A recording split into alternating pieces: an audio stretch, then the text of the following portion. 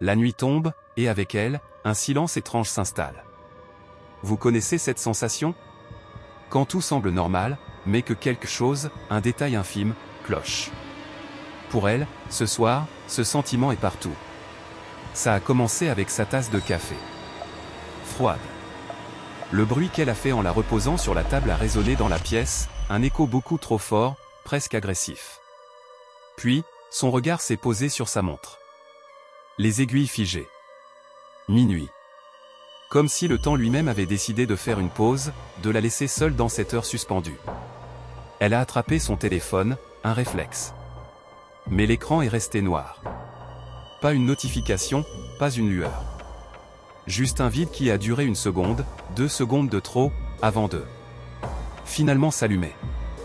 Dehors, le brouillard s'épaississait, rampant contre la vitre de la fenêtre. Et c'est là qu'elle l'a vu. Ou a cru le voir.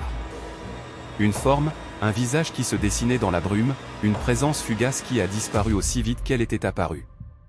Était-ce son imagination? La fatigue qui lui jouait des tours? Plus le silence s'étire, plus il prend de la place dans sa tête. Ce n'est plus un silence apaisant, c'est un vide qui aspire tous les autres sons, toutes les autres pensées.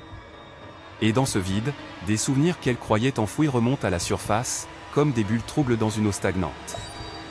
Des secrets, des regrets, des visages du passé. Des choses qu'elle a tenté d'oublier. Chaque craquement du plancher, chaque murmure du vent devient une question. Chaque ombre dans le coin de son œil, une menace potentielle. Elle se sent observée, analysée. Et une certitude glaçante s'installe en elle, quelqu'un, quelque part, la connaît. Mieux qu'elle ne se connaît elle-même. Cette personne connaît ses peurs, ses faiblesses, ses secrets les plus sombres. Peut-être que ce n'était pas juste une forme dans le brouillard. Peut-être que c'était un regard. Un regard qu'elle sent poser sur elle, même maintenant, mais qu'elle ne parvient jamais à distinguer clairement. Un observateur invisible qui attend le bon moment. Mais pourquoi faire? La question reste en suspens, flottant dans l'air lourd de la nuit. La seule chose dont elle est sûre, c'est que cette nuit ne fait que commencer. Si ce genre de mystère vous intrigue, n'hésitez pas à laisser un commentaire pour me dire ce que vous en pensez. Merci d'avoir regardé, abonnez-vous et activez la cloche pour ne pas manquer la suite de nos histoires.